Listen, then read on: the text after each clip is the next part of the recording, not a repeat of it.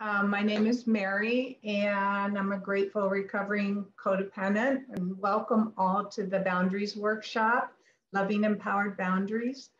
So I am just going to kind of jump in a little bit and see if I can get my PowerPoint up here. There we go. Okay. So welcome everybody to the workshop. I'm happy you're here. I'm glad we got all the technical difficulties figured out. I couldn't get into the meeting. So I will just get moving. I had an amount of time at the end for questions and answers. We'll see how much time is there at that time and go from there. So just to start out, I'm going to be talking about boundaries. Boundaries are something that for all of us, it's important to have our boundaries engaged at all times. I've heard sometimes, people in meetings share about, well, I was close to this person, so I felt like I could drop my boundaries, or I made sure my boundaries are really strong with this person. And boundaries are about how we self-care. So a little bit from the CoDA Blue Book, in the back portion under commonly asked questions. We set boundaries to help ensure our personal safety, comfort, and self-respect. I mean, you think of just that sentence alone, that it kind of encompasses all of how we self-care for ourselves, and what is important to be able to make sure that we feel safe, empowered, able to speak our truth, able to, be on this planet and in our relationships with ourselves and with others in a way that we feel safe. In CoDA, boundaries relate to imaginary borders that surround each individual's body, spirit, energy, behaviors, thoughts, emotions. So pretty much our whole being in that. That is what boundaries are. And they, as in the next section, we have internal boundaries and we have external boundaries. We distinguish between the external and internal boundaries. Externals focuses on the physical and sexual aspects. So I can say who, what, when, where, how I'm going to be touched, either physically or sexually. I know what my boundaries are. I know what feels comfortable for me. Sometimes, and I like to share this around the external boundaries. It was my first experience with external boundaries. And it was actually when I first got sober, I was in a meeting. I've told this story a lot, but very innocent, ignorant, whatever the message is. When I was first sober, I just really didn't know what I was doing, but I would see everybody hugging in AA meetings. And so I thought, okay, this is requirement. This is what you were supposed to do. And so people hugging, all this kind of stuff. And this old biker guy came up, sat down at the right next to me in a chair. His name was Big Red. And he said, "You just let anybody come up and hug you." And I said, "Well, what do you mean? That's what we do. Isn't that what we're supposed to do?" Again, I was 28 years old, but I was like a 16-year-old, a 15-year-old emotionally. And he said, "No," he says, he says, "You have a right to say who's going to be hugging you. And I want to see you saying no to some of these men that are coming up and hugging you." And he was the first person who taught me external boundaries. And so he said, "I'm going to watch you." Now, interesting enough, I never saw this guy at another meeting. Sometimes I think he was an angel in disguise, but he was there teaching me about those external boundaries, something that I didn't realize that I had a right to say whether or not I was going to be hugged, touched, any of that. Internal boundaries concentrate on protecting our emotional, mental, and spiritual well-being. So internal boundaries are something, again, that we need to know in order to be taking care of ourselves. How do we self-care? How do we know what is okay and not okay for me to experience emotionally, mentally, and spiritually? So I'm going to go to the next page here. These are just some helpful hints. So these are not in any CoDA literature. These are just some things that I wrote. But boundaries are communicated and demonstrated through our loving self-parent.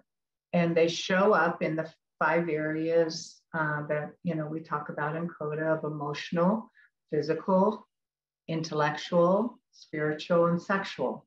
And I'm going to be talking a little later about what healthy boundaries look like in each one of those areas. Boundaries are about our self-care. They are about our self-care. I could say that over and over and over again. They are how we self-care. They're also about our self-expression and self-containment. So being able to regulate our emotions, how we're going to be around other people that maybe are unregulated in their emotions. But they are about our self-care, self-expression, and our self-containment. They are about what is okay and not okay for us to experience. And just to talk about that for a minute, each one of us came into this world with our little personalities. And then we experienced whatever the traumas might have been in our childhoods, whether that was abuse, abandonment, neglect, or enmeshment. And whether we witnessed that or whether we experienced that with our personalities, how we experienced or how we witnessed those things, how we heard those things, determine what our perceptions and our beliefs are. So what I've come to know in my own recovery is that is unique to me. Ken doesn't have it, you don't have it, nobody else has that. I am the only one who experienced those things, so I'm the only one in my personality that created my own perceptions and my own beliefs. So what is okay and not okay for me to experience may be different for you. You may go, hey, that's all right for me. We don't have to have our boundaries match. They have to be very personalized. So boundaries are about how we take loving self-care of ourselves, whether we're sharing, whether we're listening. Listening boundaries are really important, or whether we're interacting. So boundaries are about the way that we are taking care of ourselves and showing love for ourselves. And I believe when we have boundaries for ourselves and we know what those are, and we can communicate those with empowered compassion, that we also are being loving and respectful of the other person. So my next slide. Put this on one page all by itself. Boundaries are not walls, they're not rules, and they're not demands. Again, I know early on in CoDA and early on in my own codependence recovery, that's how I approached boundaries. It's like, nope, you can't do this, you can't do that, you can't, it was like these rules and demands, while I was learning how to have a voice around my boundaries. At some point, and to not put any judgment with this, because I think all of us probably experience this at one time or another. But at some point, I was boundaryless. So I'm over here with no boundaries. I had to swing over here and to that opposite extreme for a little bit before I could come in that middle area. So I had to experience what it would feel like to, have some walls, have some rules. Not that they were healthy, because they weren't, and they had their own set of consequences. But that was my way of experiencing my voice. Now, some people that had, came into CoDA with walls and rules and demands had to go over to the other extreme for a little bit and not be so harsh before they could get into the middle. So one thing with codependence, wherever we at, so if there is a caretaker on one side, there's always the opposite extreme that is also codependence. If I'm enmeshed with people, I'm going to avoid people. If I'm a caretaker with people, I'm not going to want to, address your needs in any way. Codependence shows up in extremes. So wherever we see our codependence, there's going to be that opposite extreme, because it's all run on fear. Codependence is a fear addiction, and it's run on that fear of that toxic shame reoccurring one more time in our life, that we jump in and to our codependent behaviors, become boundaryless, or have those walls up, and then we're again in our dysfunction and having those consequences. I had that over and over and over again. Sometimes I would have a wall of fear up. Walls can be emotions. Sometimes I would have a wall of fear up. As I started for myself, starting to learn about having a voice around my anger, sometimes my wall was rage, not anger. I think anger is more assertiveness than it is rage. But sometimes I would have a wall of shame up. If somebody came up and said something that I thought they were criticizing me in some way, I'd have this wall of shame go up. And then there was no way that they could talk to me at those times. So boundaries also allow us to have intimacy. Walls and rules and demands do not allow intimacy. And boundarylessness, no boundaries, doesn't allow intimacy. When we have healthy boundaries, we can have intimacy with ourselves and with others. So this is another section from the CoDA Blue book that I think is important. I wanted to kind of grab some things that I found that were helpful for me when I was going through learning about my own boundaries when putting this together. And so these are things that I really liked. We are the only ones that can engage our boundaries. We cannot expect others to recognize them. This was a huge thing for me. So my life was built on expectations. So if I was doing or saying something in a healthy way, I had an expectation you were going to respond back in that same way. And it had to look like how I wanted to hear it. Now, you could have been responding back in a healthy way, but if it didn't match how I wanted to hear it, then I would be reactionary around it.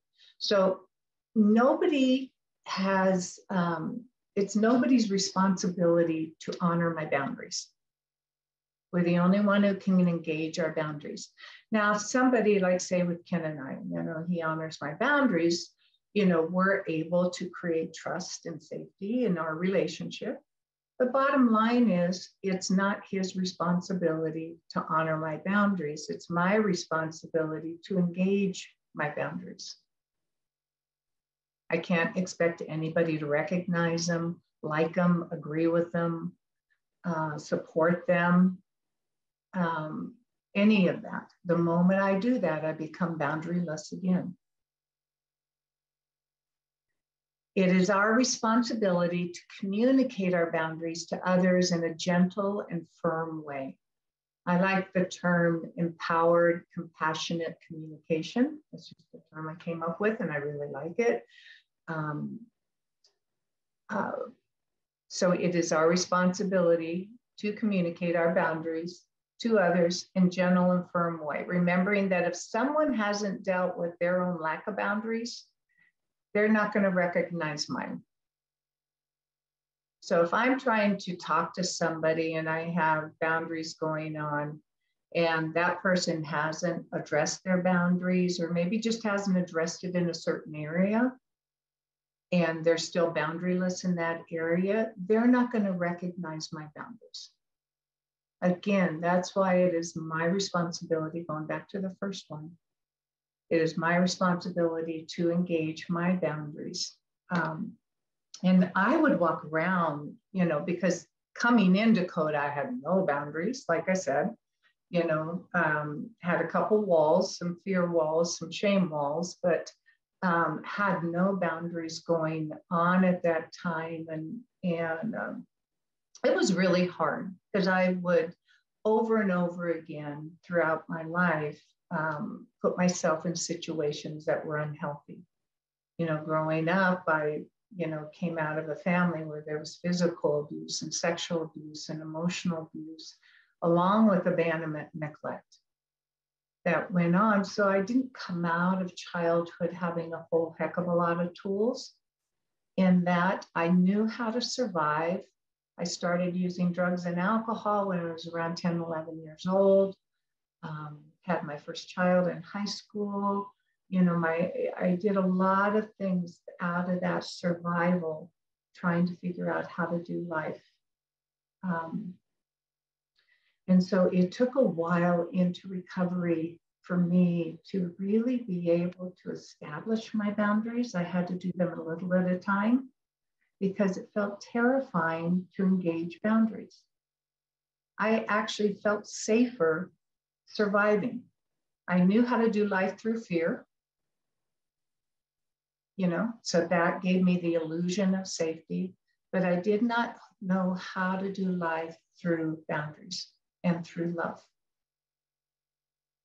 And that took me some time to really build on those boundaries and practice them. You know, I've had sponsees and other people that I've talked to in recovery that, you know, when they're working on boundaries, it's like, you know, well, can I just put them all in place and now I'm going to have them? And it's like, absolutely, I think it's good. And we're going to go through an exercise of identifying boundaries, but it takes some time over and over again to practice them one after another, to feel comfortable and to know that I can trust myself to engage my boundaries. It's not about trusting you, it's about trusting me in that.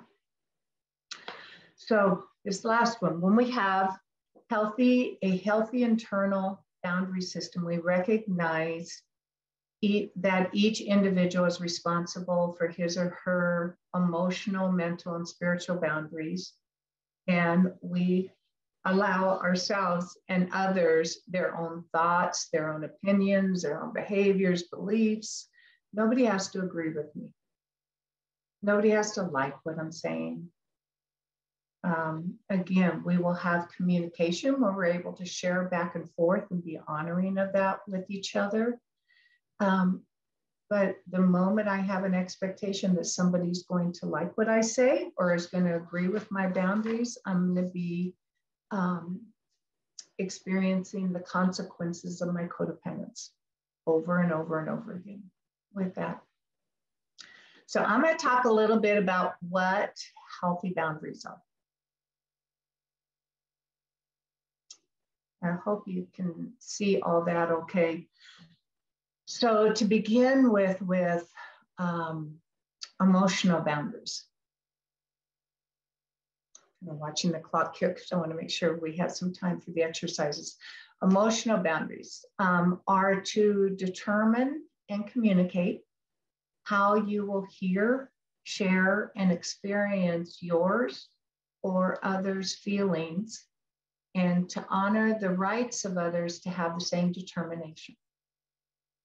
So I'm going to say that again.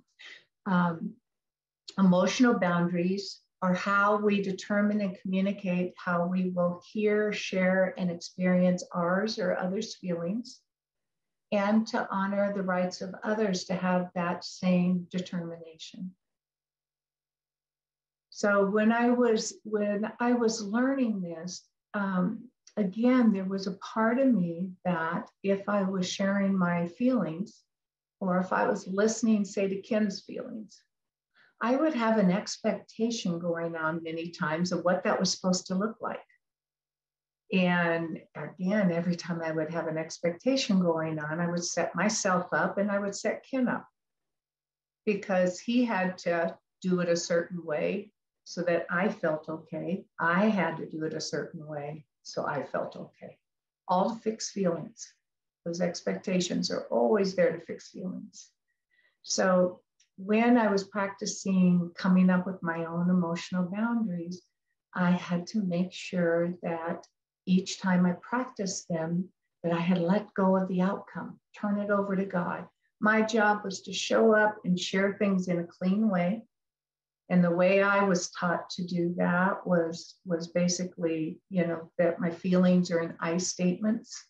And when I'm describing what was said or done, that basically there's no shame, blame, judgment, criticism, analyzing, that I share it very clean and clear. And without any expectation of outcome, that I turn the outcome over to God. As long as I'm showing up and sharing in a healthy way, that's my job. How somebody else receives it is none of my business. That was hard. I don't know about you guys, but that was really hard for me to not make that, my business as to how you receive that. But the more I was able to do that, even in hearing. So when Ken's sharing me his feelings, I was raised in a family where there was rage and violence. And my way of dealing with that when I was a little kid is I'd hide in my closet. I was the youngest in my family, so I'd hide in my closet, I'd hide under my bed, or I'd sneak out my window.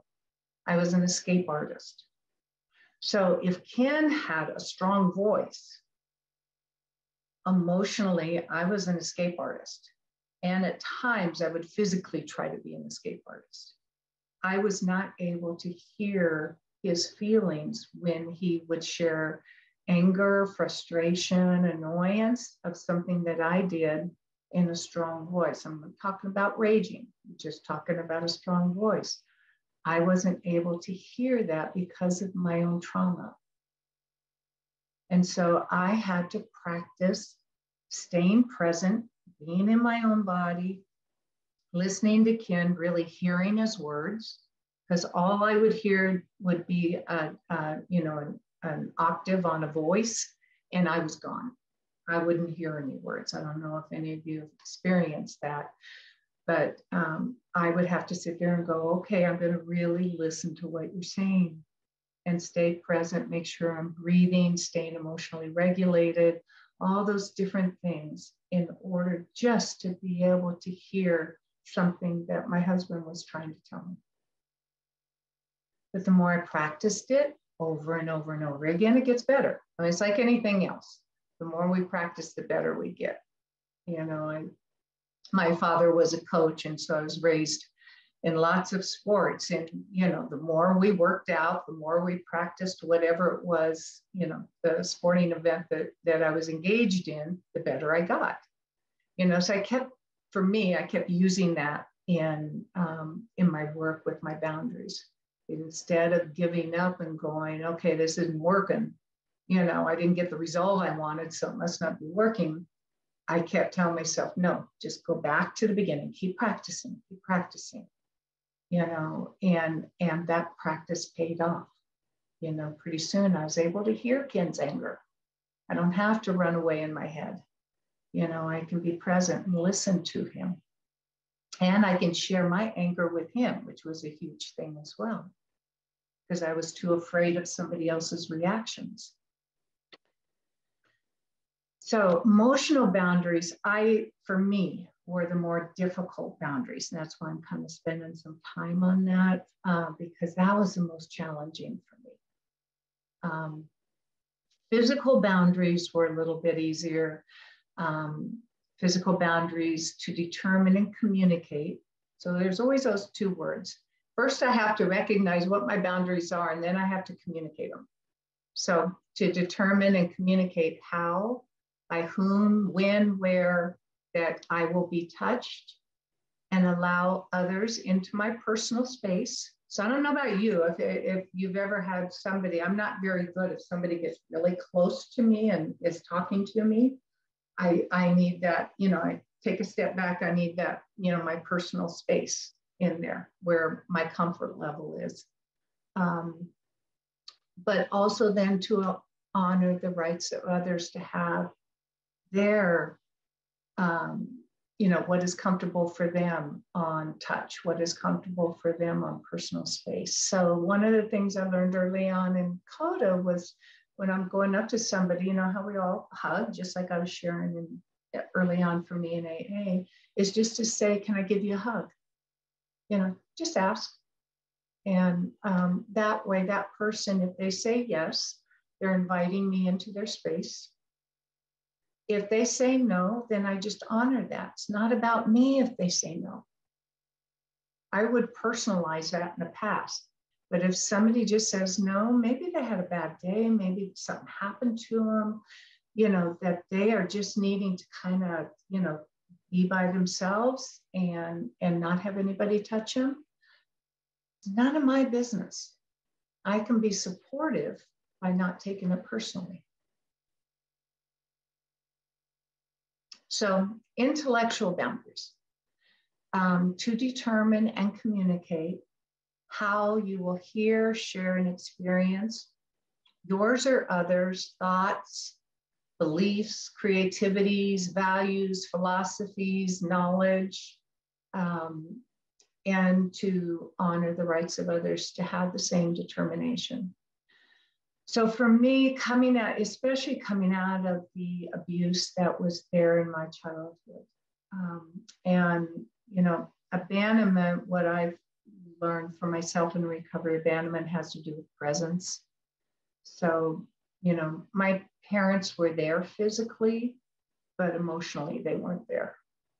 And so I had emotional abandonment, not physical abandonment.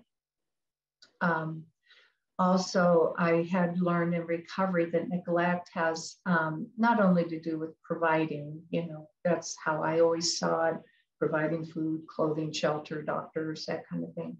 But also had to do with teaching. And pretty much I wasn't taught much of anything in any of those 5 areas that was healthy. And so one of the things that happened for me coming out of the abuse is that I had a hard time trusting my own reality. I don't know if any of you have experienced that, but it was really hard for me. I would second guess myself. I would doubt myself. I'd want to go ask 10 other people, and get their feedback before I made a decision, had trouble making decisions. And all of that had to do with growing up in a family where there was so much harm going on, but nobody was addressing it. People were saying, oh, you're making too big a deal out of it. I'll give you something to cry about, or, we don't have those feelings here. In my family, we were allowed to be happy, nothing else. My mom could rage and be angry,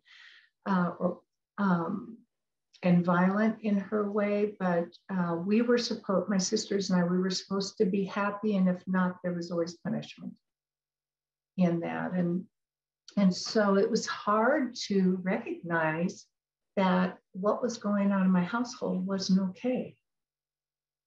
I really had a hard, and of course I had little friends that they also came from abusive childhoods. We all kind of gravitated towards each other. I don't know if you experienced that in childhood, but so I'd look at their homes and go, well, it's going on there too. So, we just have to learn how to survive it.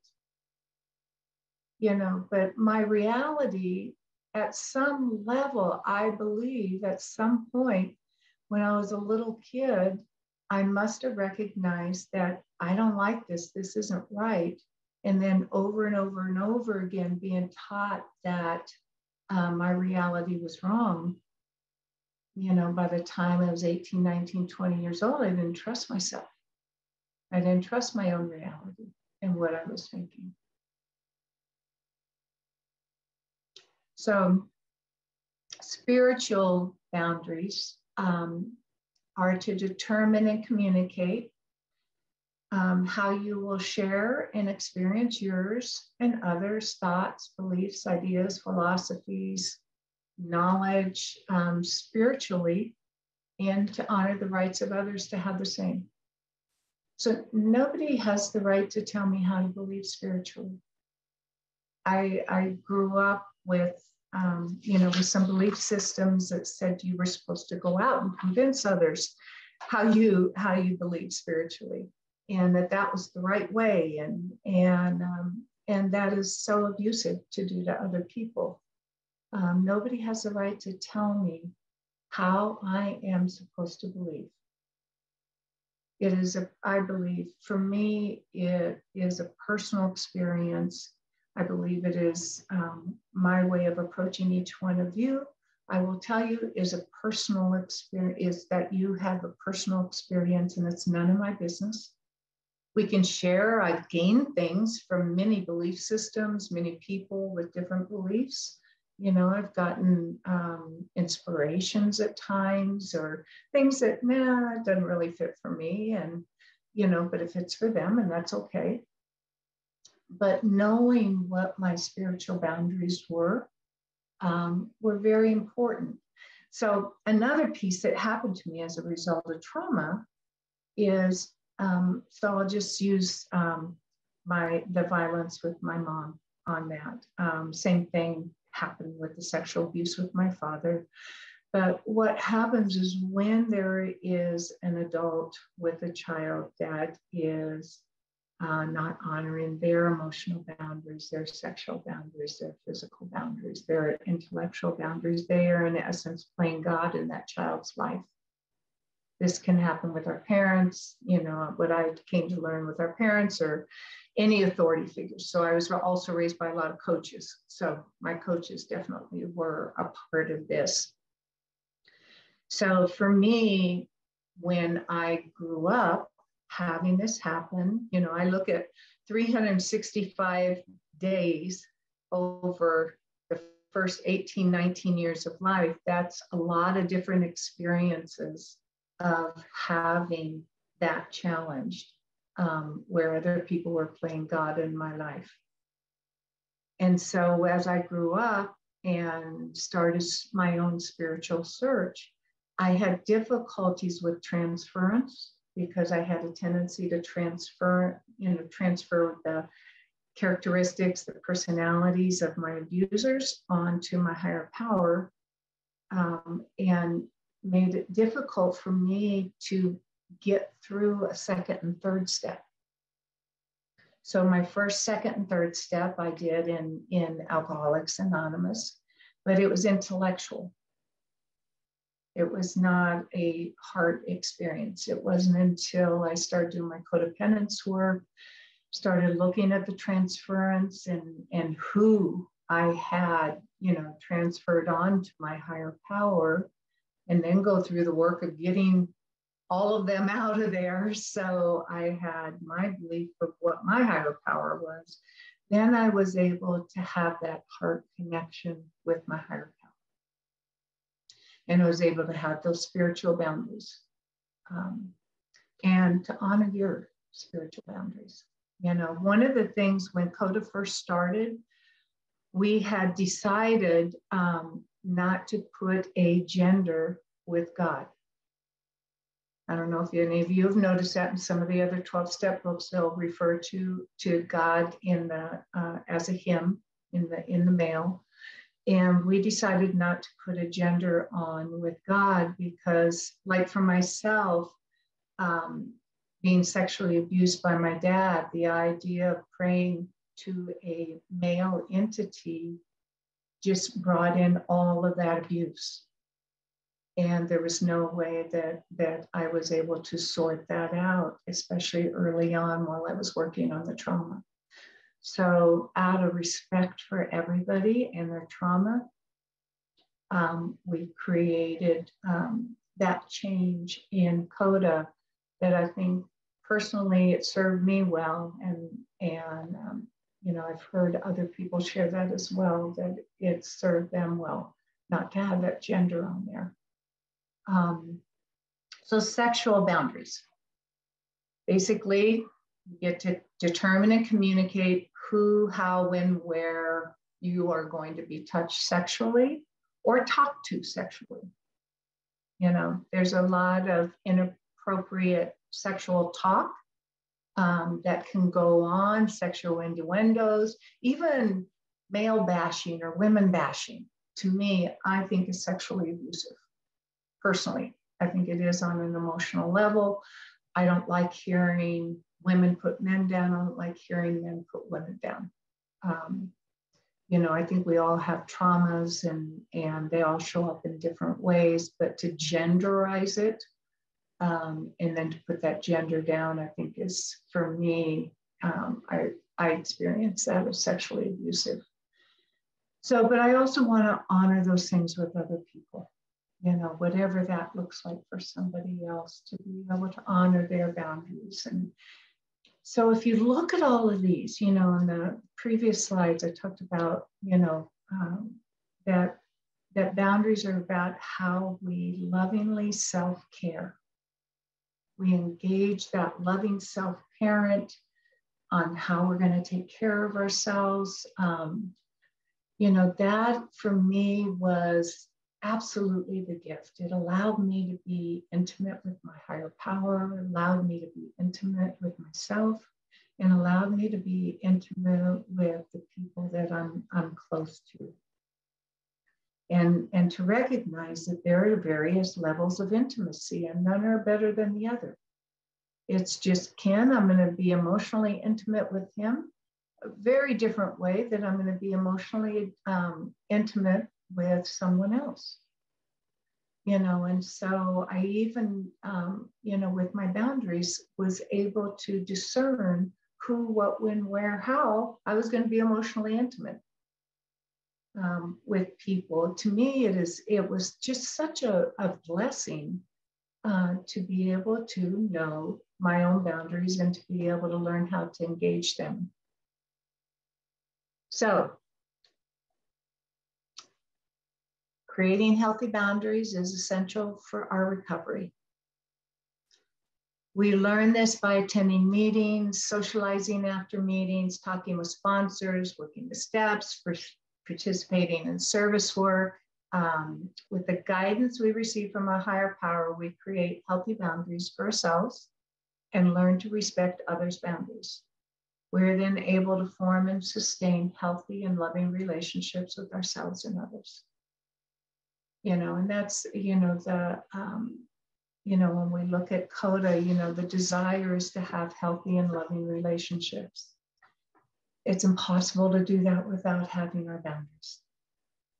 You know, it is so important to be able to do that. And I will tell you, one of the ways that I practiced early on, besides my close relationships, was in service work. All of you who have ever engaged in service work, I'm sure have had boundary challenges. You know, there's no way to not have that because we all have our ideas of how things should go and, you know, how they should be, and I want to be heard, and, you know, all that kind of stuff. All that's good. All that's good, you know. But that place of being able to, you know, I had to practice so much with service work on engaging my boundaries. And I will be the first to say, you know, during those first few years of CoDA where we were, you know, I kind of lovingly say we were young and dumb in a sense, you know, trying to figure all this thing out. You know, my boundaries, I was still creating my boundaries, and I didn't have real good boundaries, you know, for those early years in CoDA. So things felt more personal than what they did later on. You know, I personalize things if, you know, somebody challenged something that, you know, I was thinking or saying, or, you know, that, you know, the board at that time that we were doing, you know, I can look back at it today and have compassion for myself and the person that I was. You know, I was, gosh, in 1986. I was 33 when CoDA started. So I was fairly new in both. I got clean and sober at 28 and then started CoDA recovery at 30. And CoDA started at 30 when I was 33. So for me, those early years, I was still learning who I was. I really didn't have a clue of who that was before coming to CoDA, and that's been one of the gifts. You all have helped me develop a relationship with me by just being there and reflecting back to me who I am. The people that reflected to me things I wanted to react to, they were my best teachers. I didn't see that at the time, but they were my best teachers. They taught me where my boundaries needed some more work.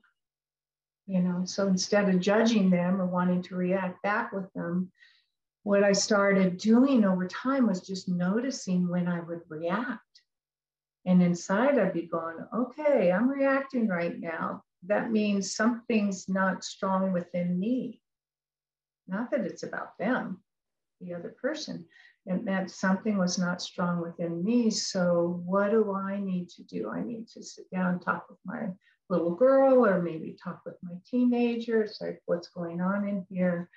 Where do I need to maybe do a little bit more healing work, do some more step work, engage my boundaries more, revisit my boundaries, make sure I'm talking to myself in a healthy way, all those different things. It was something that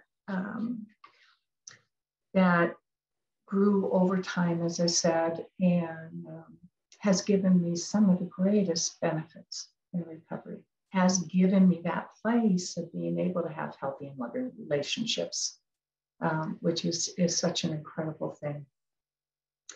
So with all of that being said, we're going to do a little assignment if you choose. So what I'm going to have you do, now part of this, you're not going to be able to go through and do this whole assignment. So what I would say, I'm going to have ask for those who want to participate just to write one thing in each one of these categories, or whichever categories you'd like to focus on.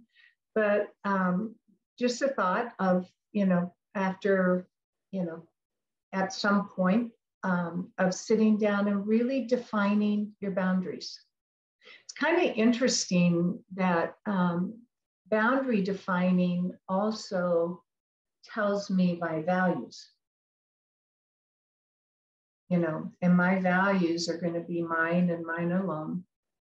But it's kind of, they both happen at the same time as we define our boundaries. So what I'm going to encourage you to do is we'll take about probably about 7 minutes. I'm not going to go much longer than that, just so we have a little bit of time for sharing. But what are my physical boundaries? So what is okay or not okay for you to experience physically? Maybe just write down one thing. So it may just be, I don't want anybody to stand too close to me when they're talking. Could be that simple. What are my emotional boundaries? What's okay or not okay for you to experience emotionally? What are my sexual boundaries? Same thing. What's okay and not okay for me to experience or hear in all of these as well? What are my spiritual boundaries? What are my intellectual boundaries?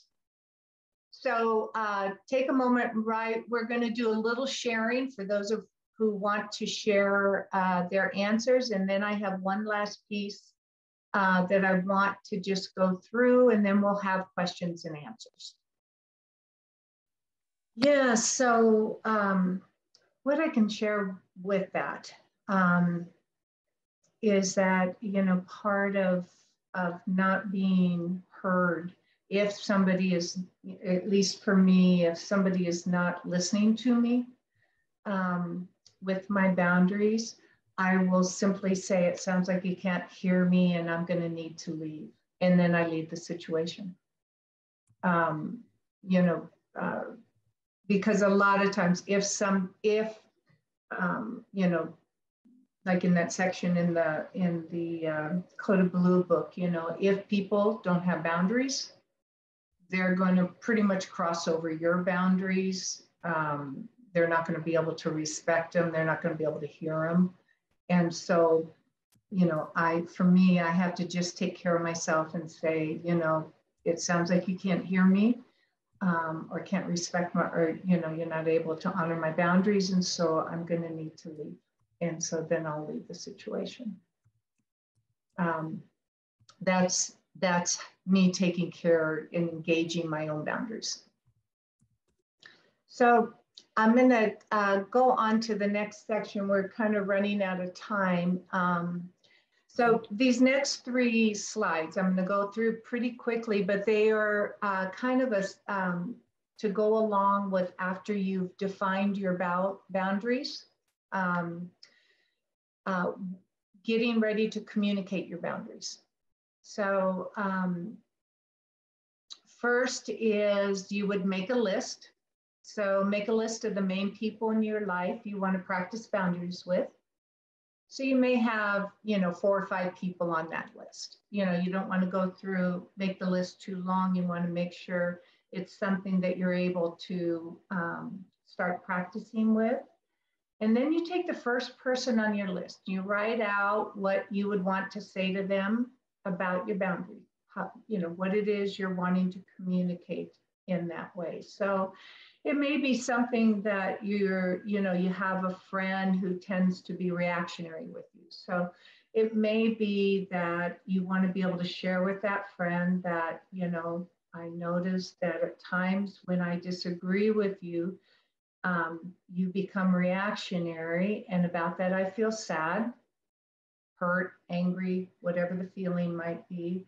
And what I would ask is that, you know, would you be willing to practice listening to me without reaction? Would you be willing to practice communicating with me without reaction? Now, that person may be able to do it, may not be able to do it, but our job is just to state that in a loving way.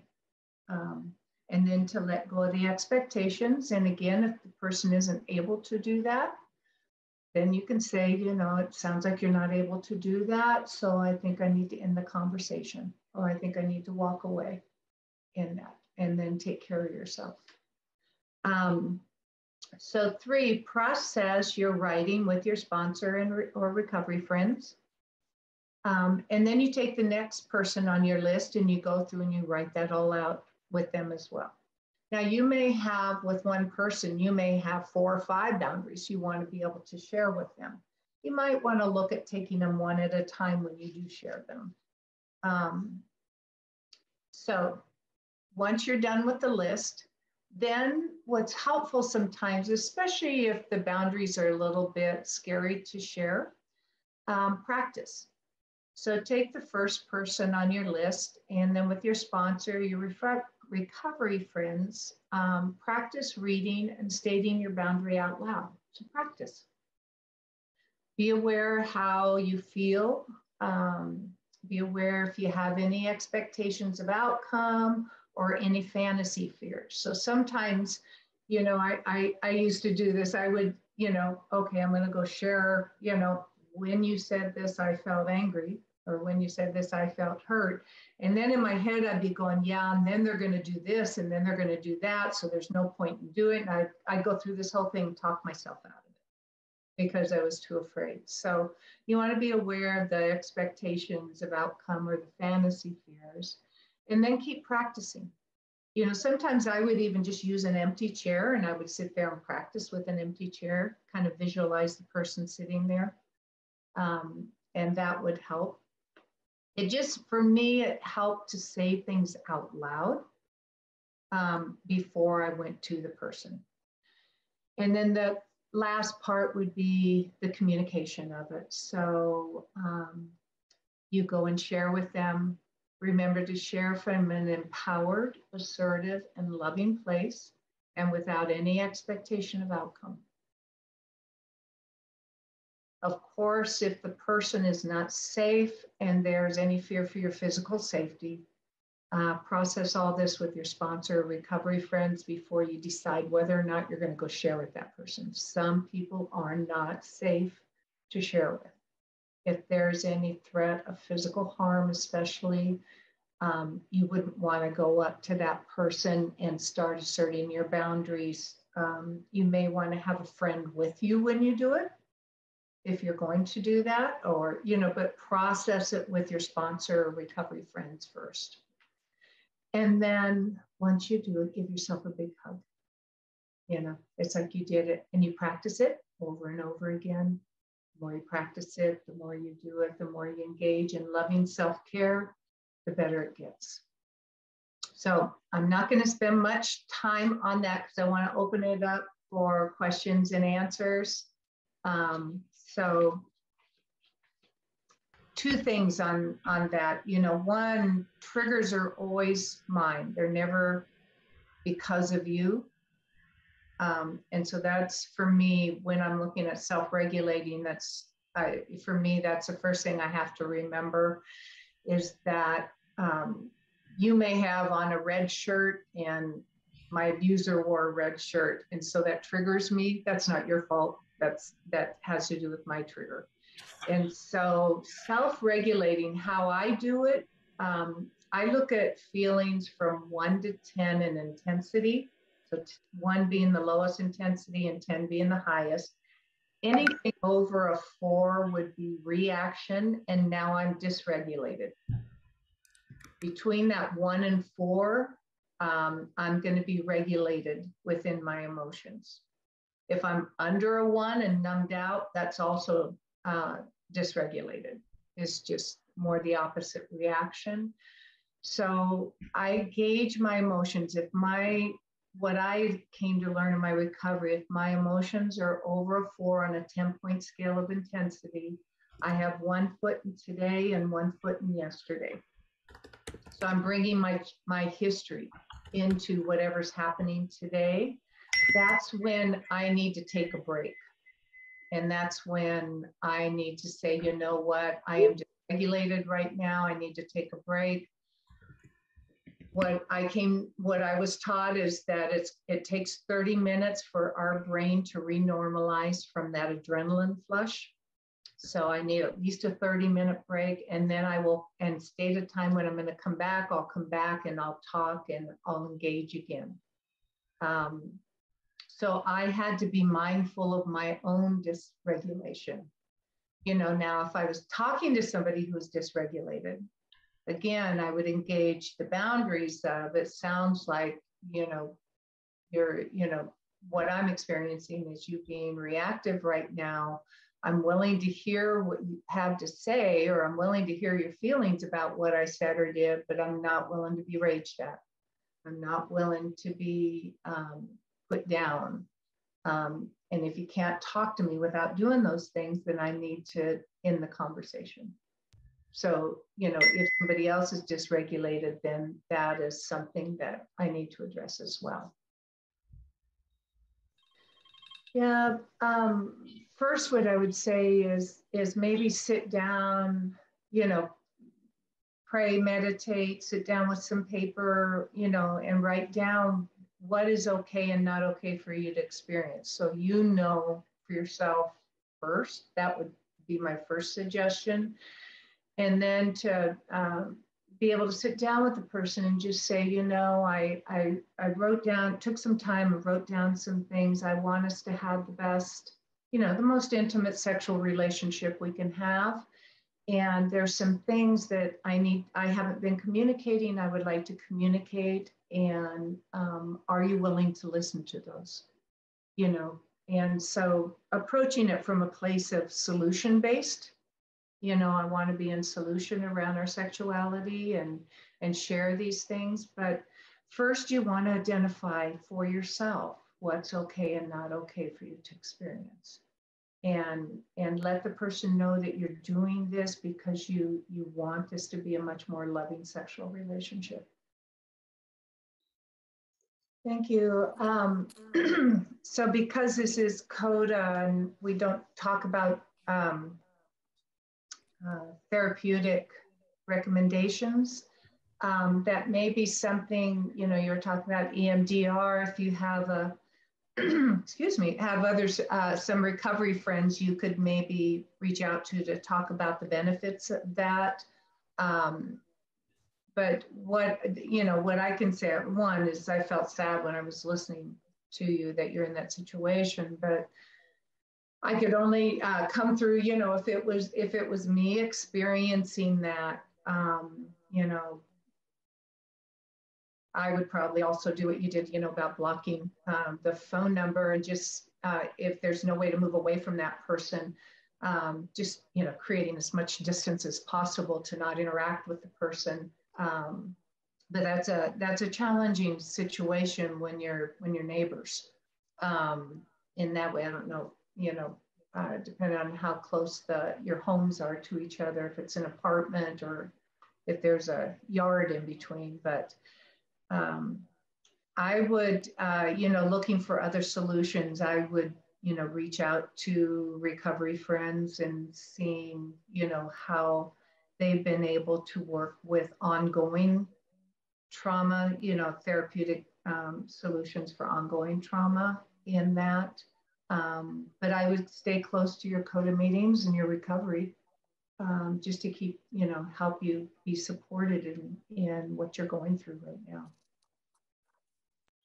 Yeah, so, you know, part of, I'm going to use like a really simple example. You know, part of my value system, one is that, you know, I don't go up and just start touching people, you know, without asking permission first. But I didn't know that before recovery. And like I said, other people could touch me, I would touch them, you know, and not, you know, nobody out of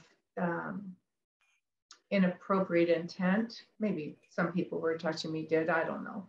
But until I knew my own boundary around, you know, that I didn't want to be, you know, I didn't want people just coming up and grabbing me. I didn't want people coming up and getting in my personal space or putting their arm around me or those kinds of things without asking me first.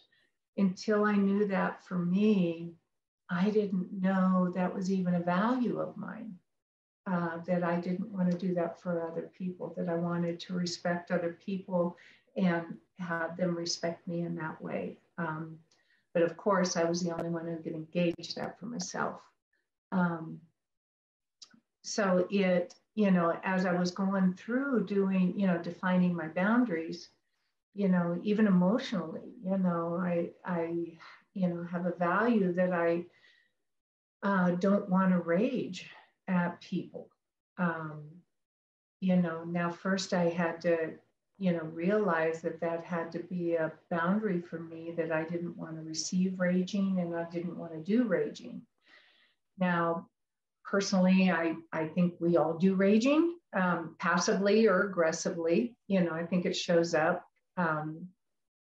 But it was a value of mine. So if I went outside my value system, I could work a 10th step. I could make my amends. I could, you know, work at changing my behavior. You know, follow through on that, do the best I can. So I would stay in my value system. But they kept going hand in hand. And so I started finding out, it's like, I'm defining my boundaries, but I'm also defining my values. Excuse me. So I found that really helpful because I had never defined a value system for myself. So sometimes when I was defining my boundaries, I could ask myself also, you know, what's my value system in this? And that helped me identify some of those as well. Thank you. Yes, so the first question with people pleasing, you know, I think personally, which is all I can share, you know, personally, I believe that anytime we're engaged in our any of the patterns and characteristics of our codependence, that we are either boundaryless or we have walls up. So, you know, codependence, as I've come to learn, is about chronic self-abandonment, and that it's also a fear addiction. So it's how I'm relational through fear. So with people pleasing, I'm not having any boundaries at all at that time. And so that's how I see that question. The other one is that, again, that's challenging when somebody, you know, just, you know, like you said, she just put her head in your lap. If it were me, I'd probably say, you know, I really want to be here for you, you know, but I'm concerned about, you know, if you're concerned about COVID, then speak your truth. I'm concerned about COVID, but I want to be supportive of you. You know, I want to hear what you have to say, but I'm not comfortable with you putting your head, you know, putting your head in my lap. But, you know, being loving and assertive, compassionate, obviously, you know, the person is upset. And so having compassion, but it's still being able to have your boundaries as well.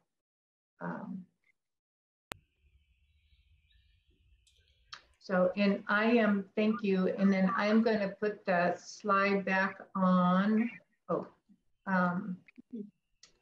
But somebody had asked me, I think they wanted that slide on, so I'll leave that up there. Yeah, so one is you may have healthy intellectual boundaries to where you're not personalizing what's being done to you, you know, the miscommunication. That's where your boundaries will, you know, for my experience, that's where our boundaries get engaged, is from that place of not taking it on, not taking it personally. The other, you know, maybe, so if, you know, if I put myself in your situation, you know, if I was in a workplace, I would, you know, possibly, you know, and I think with work, when it provides our income and our living and our, you know, ability to have our lives, you always want to make sure you're doing this in the most professional way, as well as having boundaries. But of sitting down maybe with the boss or bosses and just saying, you know, there's been a couple times that this has happened, and it's concerning to me that I'm not being heard. Is there some way we can work with this? I want to be part of the solution in this company. You know, so is there some way we can work with this if there is miscommunication going on, and engage them in maybe solutions with you, you know, doing some problem solving around that. But the other piece, you know, on whether people respect us or not is, what I was taught is really none of my business. You know, my job is to respect myself, if I'm acting in, you know, the best healthy way that I can, not to take things personally if people can't receive that. You know, in a case where there's miscommunication at work, you know, and people are telling you you're thinking or doing something that you weren't, you've got to, you know, for me, I would need to know inside that that isn't true. I had a, you know, not a work situation, but a family situation with my family. They, when I first started working on especially the sexual abuse in my family, my dad heard about it through one of my sisters, and told me that I wasn't allowed to be a part of the family if I was going to talk about that. And so for 17 years, I was not part of my family.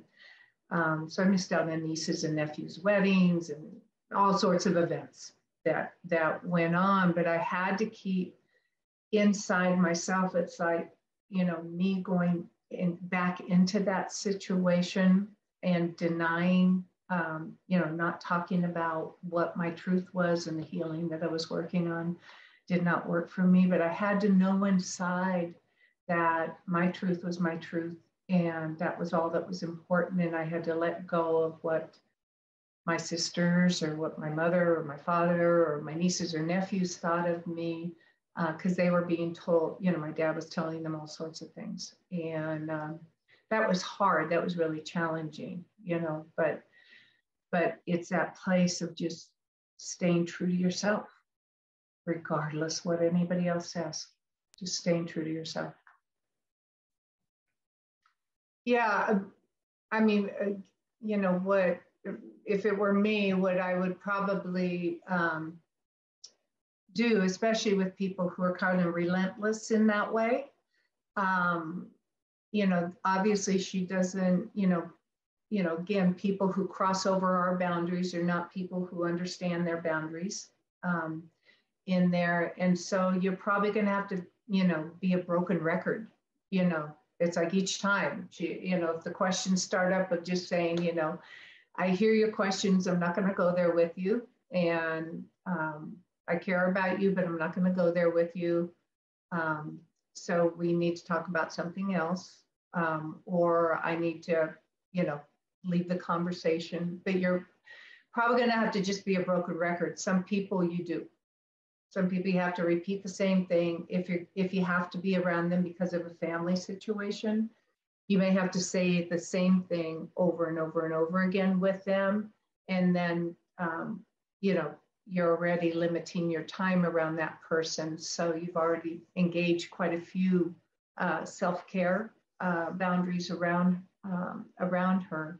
You just may need to be a broken record the rest of the time for the other ways that she still tries to engage you in that way.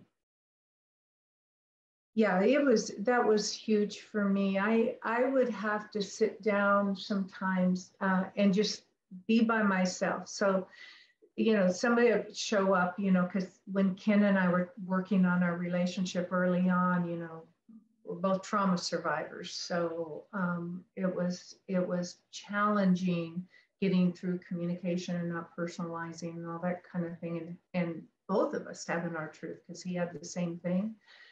For me, I would have to like say, okay, I'm going to take this, Ken, and I'm going to go sit with it and journal about it and kind of get clear with myself. And then give me about an hour, and then I'll come back and talk about it. So I would take things, you know, that's just an example with Ken and I, you know, but I would do a lot of journaling. You know, journaling really helped me get clear on my thoughts and like what was important to me, what was my truth, you know, and I could tell if it was my truth or if I was still bringing in some of the old stuff, because the old stuff would have fear or shame attached to it, and my truth would just be clear. Now, the idea of sharing my truth might bring up some fear, but you know, just me and my journal book all by myself with, you know, my truth would just bring me clarity in there. And so it was a process I had to go through with so many different things and identify, you know, what was my truth in all these different areas. I mean, it could be from what kind of restaurants I like to go to. I mean, it was so, you know, fundamental at times that I had to really take time and get quiet. I just found that helpful. Get quiet, journal, and see what my truth was, and then communicate my truth. That was helpful for me. Thank you. Yeah. So one is, you know, I'm going to share a personal story, but I want to make it clear I'm not suggesting you do the same thing, you know, because I think talking it over with your sponsor and recovery friends would be helpful to come to a decision. But I had worked prior to the field I'm in right now. I had worked in a company, and the owner of the company was sexually harassing me, making lewd comments. I mean, I won't even go into all the things. I had asked him to stop a number of times and he wouldn't. And so I went to HR and put a complaint in, and he was the owner of the company. I ended up losing my job as a result. And not because they fired me, because that would have been against the law, but they made it so difficult for me to work there that I ended up just leaving my workplace. So that's why I'm saying I'm not suggesting that's what you do, but I support you in taking care of yourself. Nobody needs to be in those kind of work conditions, personally. Thank you all so much for being part of this workshop. I'm gonna, what I would like to do, I'm gonna move my slides a little forward here,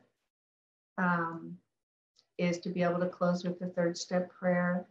Thank you all. I really appreciate the questions and you all being here and the happy birthdays. And happy birthday. Oh my gosh, it's just amazing that, you know, Ken and I were talking this morning, it's like, you know, that CoDA's, you know, 35 years old and, you know, there's a part of it, it's like, how did all that happen? It's so, you know, because of everybody in CoDA, it's not because of Ken and I, but because of everybody in CoDA, CoDA is what it is today. You know, the service work, everybody, you know, on the committee putting these workshops on, everybody showing up to meetings, sponsoring, you know, that is what makes CoDA, and we are all CoDA. And I love the Zoom meetings because it's made our CoDA community so much more intimate.